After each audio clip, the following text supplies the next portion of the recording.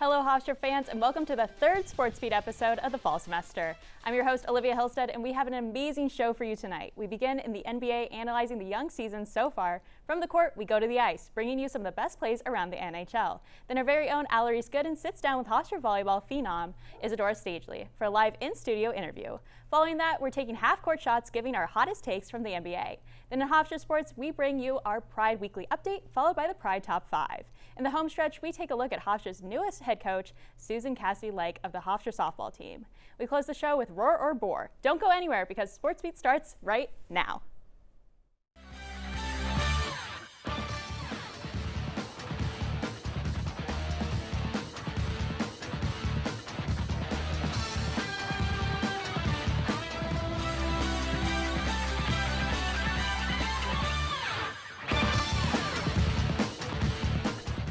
The NBA may just be getting started, but there's plenty to talk about. Now joining me from the break is Calvin Wille and Jamie Cartnal. During the season, the Knicks fired head coach Tom Thibodeau and hired Mike Brown. They currently sit at 4-3 with a game tonight, and some players have said they're still finding their place. What's not working in New York? You ask any Knicks fan what's been going wrong in New York so far this season, they hired Mike Brown to try and fix up that half-court offense, and so far that hasn't been the case. Karl-Anthony Towns saying in an interview that he doesn't know his role in this offense yet, and a big part of that shows through the fact that the team is shooting 43.5% from the floor. So just, got to find a way to put the ball in the basket if you're the Knicks moving forward. Yeah, I totally agree, Calvin. I mean, Cat has tendencies to fade or just don't shoot well sometimes, and that's been a big struggle for them. But they're turning it around. They have really great depth on this team, something that they didn't have in the past. And I'm really hopeful that they're going to make put together a really good season. We were worried about Houston through the first two games, but now they're on a 4-game win streak. So if there's not a problem, what's happening in Houston? Definitely not a problem, but they're struggling to take care of the basketball to start the season. They're fifth in the league in turnovers per game at 17.2. The rest of the offense is off to a good start, though. Kevin Durant's doing a solid job as the kind of shot maker they went out to go get. He's averaging 26 points a game on over 50% shooting from the floor, but they really don't have a point guard. That's what they need on the offensive side of the ball to try and kind of corral the unit as a whole. Amante Thompson averaging 2.6 turnovers a game, showing that he's not really the guy that's supposed to set the table for the offense.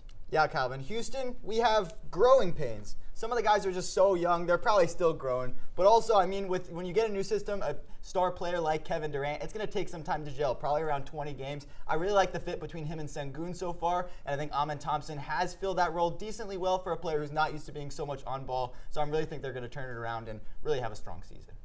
There seems to be more talent in the NBA than ever, with every team having their own star. But this early in the season, we've already seen standout performances from several players. If the season ended today, who's your MVP? As you mentioned, all the guys that are supposed to be playing like they are doing just that. Tyrese Maxey for the Sixers has off to a great start. Jokic, Shea, obviously. But you got to look at Giannis Antetokounmpo and what he's doing in Milwaukee right now. The entire narrative this entire offseason was that Giannis is just surrounded by his friends and he doesn't have the help that he needs. But so far, the Bucks are 5-3. And I really like what he's doing for them. He's showing that he can be a leader. He's averaging 33 points a game, 68% from the floor. He's a stud, and he deserves to be at the top of the MVP ladder right now. Yeah, and Giannis plays both sides of the ball phenomenally, as we know. Another guy I just have to put in this conversation is SGA, the reigning MVP. He's averaging 33 points on insane efficiency. I feel like you can pencil him in for 30 points a night, and half of those are going to be free throws, but that's just a consistent way to get points for his team. They're 8-0, the Thunder are, and I really think he's having a phenomenal season. Thank you, Calvin and Jamie. Basketball is up and running, and so is hockey. Zach Weicher takes you through some of the best plays from this week in the NHL. What's up, Sports Beat fans? I'm Zach Weicher. Let's take a look at the plays that made our jaws drop from the NHL. Starting with the Blackhawks and Jets. Connor Bedard at the blue line to Burakovsky between the legs over Connor Hellebuyck's shoulder. That is a goal of the year contender.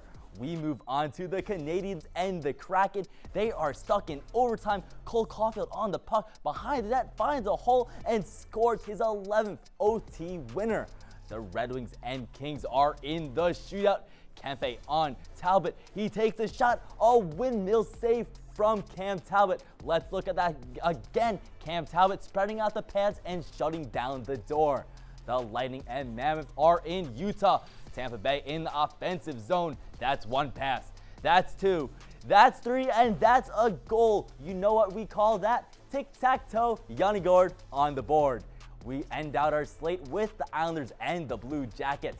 Islanders down 2-1 with a minute 10 remaining. Matthew Schaefer getting his second goal of the night.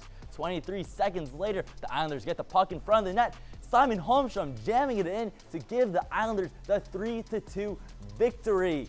UBS goes wild with the Islanders getting another 2 points. That'll do it for the top plays of the week from the ice. Don't go anywhere, Sports Beat will be back following these quick messages.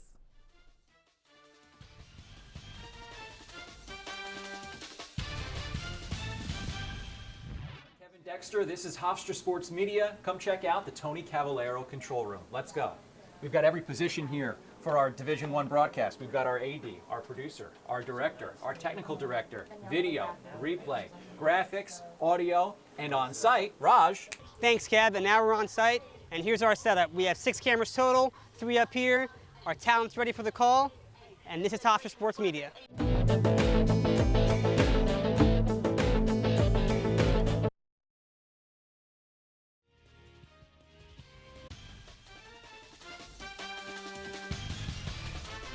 Welcome back to Sports Beat. I'm Alarice Gooden, and joining me is senior Izadora Stedile of the volleyball team.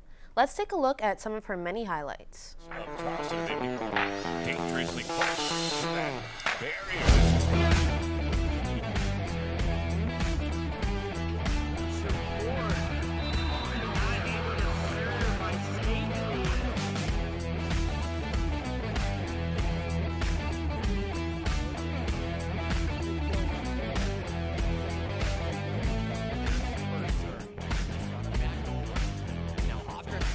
And Izadora Stedile ends the point with a bang. Izadora, Hofstra has won 9 straight matches in a row. As a leader for this team, what do you think is contributing to the team's success? I believe our chemistry as a team in and out of the court is something that it's very important, and it makes a huge difference when it comes to playing. And well, I think we're always in sync, so it's just amazing how it translates in the court, and I feel like we have a very special team this year, so it's doing very great. That's awesome. You currently lead the team with 238 kills. When you go up in the air to hit the ball, what's going on in your head? I believe I'm just trying to have a clear mind when I'm up there and try to make the best choices at the moment. It's always hard to manage that, but when I'm up there, just trying to see what the block is giving me and just execute what is in there, try not to overthink. And in today's transfer portal era, I've been a victim of it too. We've seen athletes have great seasons and then decide to move to another school. You've had great seasons at Hofstra, but you decided to stay with the Pride. Why is that? I believe it comes with the people and the environment here at Hofstra. We have very good people, and they make you feel home. So I think that's very good, and I appreciate it a lot. I feel very comfortable here, and it's very nice the way they make sure you're good, and they care about you as an individual and help you to grow as a human and as an athlete as well. And your favorite moment of the season so far? I have to go with the last game. We went to 5, so the last set was very nice. We all locked in, and we're like, we need to execute. There's no other. It's win or win. So I feel like we were all in sync, and we saw that it's all on us. We want to win, and it's on us. And looking back from your freshman year to your senior year now, what do you think what have you grown the most in on the court and off the court? I believe, I grow a lot. Inside of the court, I feel like finding my position and how to show the girls with my presence. And outside of the court, I just grow a lot as a human, and knowing how to give my inputs for the team and in general life. Thank you thank you, Izadora, for joining us, and good luck the rest of the way. Don't go anywhere. Sports Week will be right back after this break.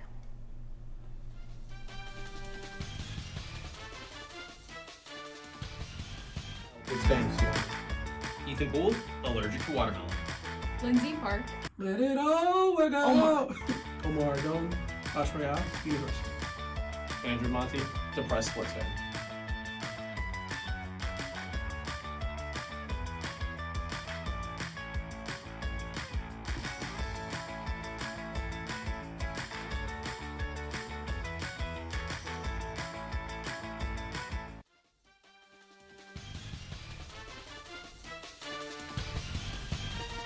Welcome back to Sports Beat, folks. I am once again joined by Calvin Wille and Jamie Cartnal, and it is time to chuck up some half-court shots to see which hot takes of the NBA season fall.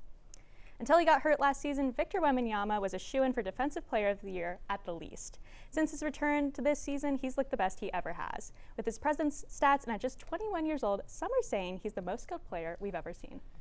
It's hard to deny the way he started the season, right? I mean, he's got the skills of a guard with that handle, the speed, the agility, and then you look at his height and his strength. That's stuff you see from big all the time, right? And he's averaging 5 blocks a game, a couple of steals to go along with it. He's very clearly the best defensive player in the league. And the really only hole in his game so far that we've seen in the first 3 years is that playmaking. But again, just the overall scoring, 3-level scoring, great defender. He's definitely one of the more skilled players we've ever seen, but probably not the most skilled, so I'll say so. And Wemby has obtained those Shaolin Temple skills. And exactly like you were saying, there is a gap in his game of playmaking, but he's a 7'4" center. It's ridiculous. We are so spoiled in today's NBA that we're talking about a 7'4" center, his ball handling ability and playmaking. So if you have to knock him there, I totally agree with you. And his efficiency leaves a little bit to desired, but so far Wemby is going to have a phenomenal career. And if he doesn't win 7 DPOYs in a row, I'm going to be surprised. Sticking with some stars, Giannis has spent his whole career with the Bucks and has delivered in every way. But in a world of salary caps, negotiations, and when where young star talent can be traded in the blink of an eye, the possibility of a trade is not impossible. You know, nothing's impossible, so that word's not my favorite, but again, you look at what the Bucks have done to start the season. I talked about it already when we mentioned the Bucks earlier, but again, Giannis so far this season, he's averaging 36 points on 68% shooting from the floor. He's done an unbelievable job leading this team. They're 5-3 so far. Young guys like Ryan Rollins, AJ Green off the hot starts from beyond the arc. Ryan Rollins showing that he can replace the production of Damian Lillard in that game against Golden State where he dropped 32 points without Giannis to deliver the win in Milwaukee. I really like what the Bucks are doing to start the year, and I don't think that trading Giannis during the season, it's not something John Horst would do. It's not something that would be right for the Bucks, and the only way it happens is if Giannis demands it himself. So I'm going to say sell. I couldn't agree more, Calvin. I mean, the truth here is that Giannis is in the power role. Whatever Giannis says goes with the Milwaukee Bucks, and I don't see him going anywhere soon. He's entirely focused on basketball, playing basketball for all 82 games this season. And like you said, with the likes of Ryan Rollins and company, Miles Turner's been a phenomenal addition for them. I think they're going to have a really strong season and be a top contender in the Eastern Conference. The Lakers are 6-2 right now and are led by, let me double check this, Austin Reeves and Luka Doncic. LeBron James has yet to make his debut in his 23rd NBA season, but the question is, do they really need him? I don't think they do, Olivia. His absence has opened the opportunity for guys like Austin Reeves and Luka Doncic to just raise that usage rate, right? I mean, Luka's averaging 41 points per game. He's only played 4 games so far, right? But obviously when he's been on the court, he's been that guy. It looks like it's been 2022. So, great start to the season for him. And Austin Reeves as well looks like the most improved player. So the way they're playing right now, I would say sell. Or buy, sorry. My apologies. Yeah, I got you, Calvin. I got 3 names. Luka Doncic, Austin Reeves, Jake LaRivia, Tres Leches as they're calling him in LA. And it has been so exciting to watch this team play, but I got to pump the brakes a little bit. I don't think anyone in their right mind is saying this team is better without LeBron because he's so phenomenal playmaking, defensively, and really breaking down the zone defenses that are getting thrown at them. Thank you once again to Calvin and Jamie. Swinging it from the pros to the Pride, Carmen Parrotta has your Pride Weekly Update. What's going on, Sports Beats fans? I'm Carmen Parrotta. All fall teams have made it to the playoffs, starting with men's soccer, who are currently ranked 22nd in the nation. They await the winner of Monmouth versus Stony Brook after clinching the first seed in the CAA. The Pride will return to action on Sunday, November 9th from Captain's Field at 2 p.m. on Flow College. The women's team fell to Stony Brook 2-1 on an overtime penalty kick, ending their season. Volleyball has defeated NC-A&T 3-2 in a thrilling battle. The win was Hofstra's 9th consecutive and clinched a CAA playoff berth. Hofstra returns to action this Friday, welcoming the Towson Tigers, who are a perfect 7-0 on the road. You can catch the action from Hempstead this Friday at 4 on Flow College. Field hockey is back in the CAA playoffs for the first time since 2015. The Pride enters as a 4th seed and takes on Monmouth on Friday, November 7th at 10 a.m. from New Jersey. You can catch all the action on Flow College. For more information on live streams, schedules, and more, visit gohofstra.com. The end of daylight savings may be taking time out of your day, but we will not sleep on the Pride Top 5.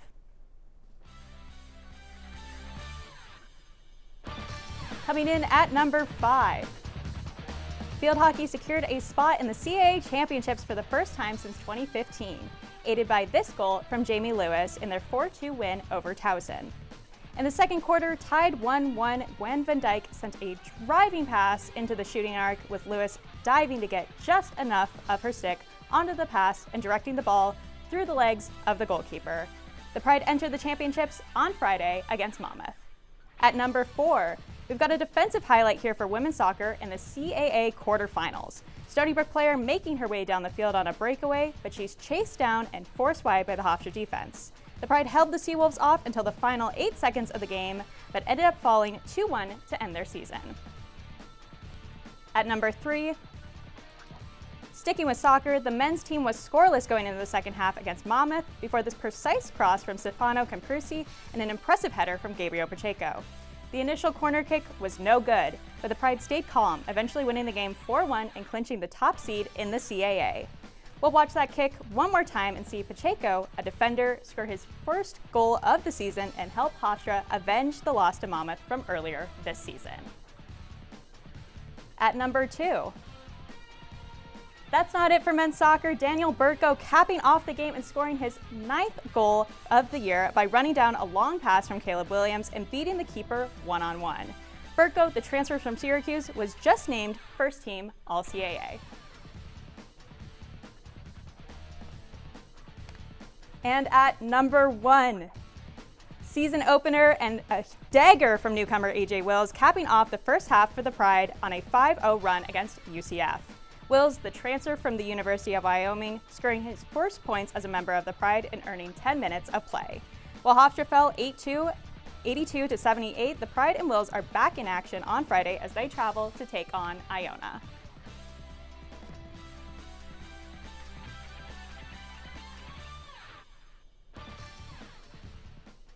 That does it for the Pride Top 5. Sports Beat will return after these messages.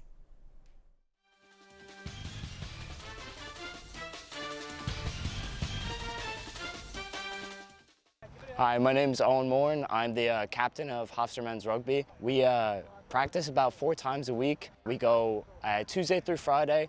We play games on Sundays. We play teams like Seton Hall, Maritime, Kings Point Merchant Marine Academy. Our next game is Sunday, September 21st against SUNY New Paltz here at the intramural field at 12 o'clock. Come check us out.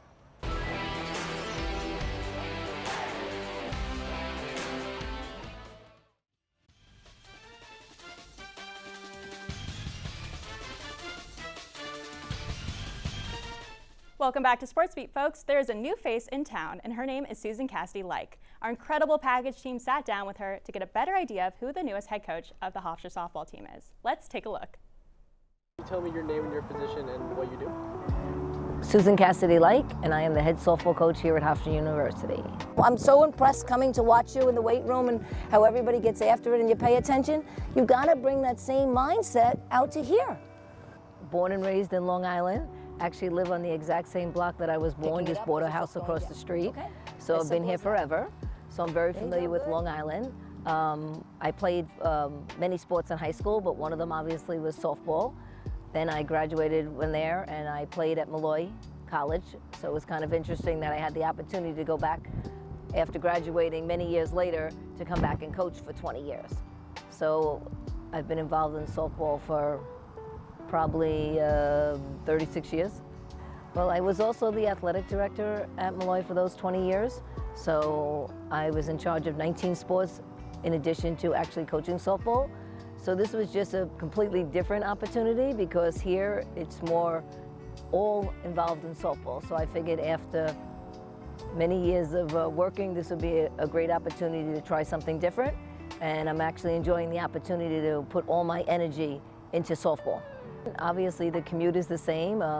It's been great because it's a transition from Division II to a higher level softball, Division I. Obviously a lot larger campus, bigger facilities, so a lot different. Well, I'm actually enjoying right now the opportunity to play with them and get used to them. Like obviously I don't know them and their athletic abilities and them as people. So that's really been enjoyable so far.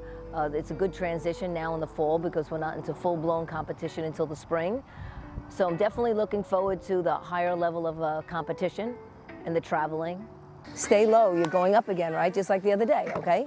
So you don't realize it, but you're losing your posture, right? So you're catching it down here, and then you're standing up to throw it.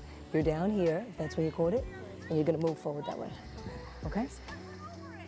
Right, 1, 2, 3, 4, 5, 6, I like it. Yeah, so as we look back on their season last year, they really got a lot better towards the end of the season. Fallon stands in, looking to sit down. Bonacci, that pitch on the outside corner, and she's going to catch her looking, and she's going to go back to the dugout empty-handing. 5 straight strikeouts for Emma Fallon. Obviously advancing in the tournament. I feel like with the staff that we have in place and the amount of attention that we're going to be able to bring to them, we're going to be able to elevate their game. We'll be able to spend a lot of time with them, work on some skills. I think I pride myself on always being able to bring people's expectations to a higher level. So I'm very confident that I'll be able to do that. But I just know that for me, discipline is really big for me. Expectations need to be high, and I'm very big on holding people accountable. So I think that has been a bit of a transition for the student athletes so far, but I'm very proud of how they've responded to that so far.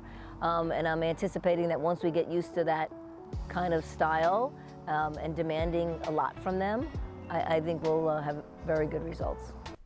Thank you to Coach Like and, of course, our incredible package team for that inside look. We welcome back Calvin Wille and Jamie Cartnal one final time for Roar or Bore. Men's soccer is back in the national rankings and has only suffered 1 CAA loss this season. Last year, they made history with their 4th consecutive CAA championships. With this season's finals set for next weekend, Roar or Bore, they repeat for a 5th time. Well, I mean, they've got the 2 top goal scorers in the conference, right? Lori Goddard with 10 and Daniel Burko leading the team with 11. We saw him during the Pride Top 5. I'm going to go Roar.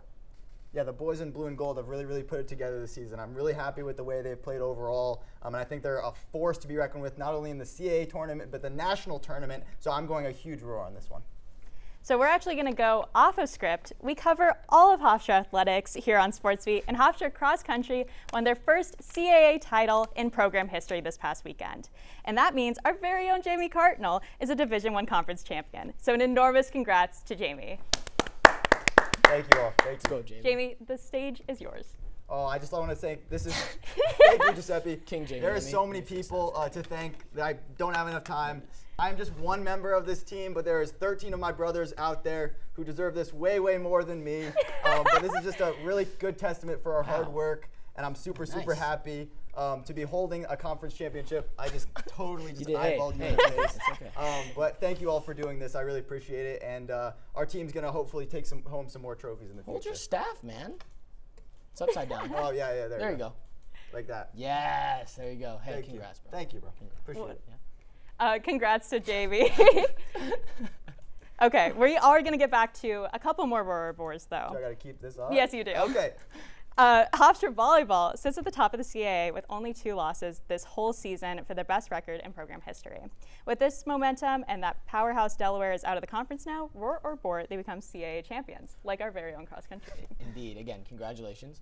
The Pride, the volleyball program hasn't lost only 2 games in a season since 1977, and they only played 10 games that year. So if they go 4-0 through their final 4 games, that'd be an incredible feat, and I think they'll carry that momentum into the tournament. So I'm going to say Roar.